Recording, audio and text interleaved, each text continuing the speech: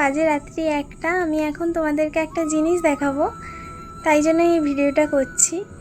তোমরা হয়তো সকালে উঠে ভিডিওটা দেখবে, কিন্তু আমি যদি এখন না পোস্ট করি আমার তাহলে সারা রাত্রি ঘুম আসবে না।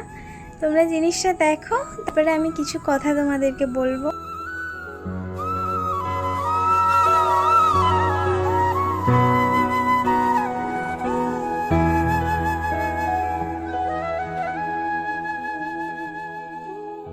এই ছবিটা আঁকার পরেই আমার আগের আঁকা ছবিগুলো দেখছিলাম, আমি ফিল করতে পারছিলাম যে অভ্যাস মানুষকে কোথায় নিয়ে যেতে পারে।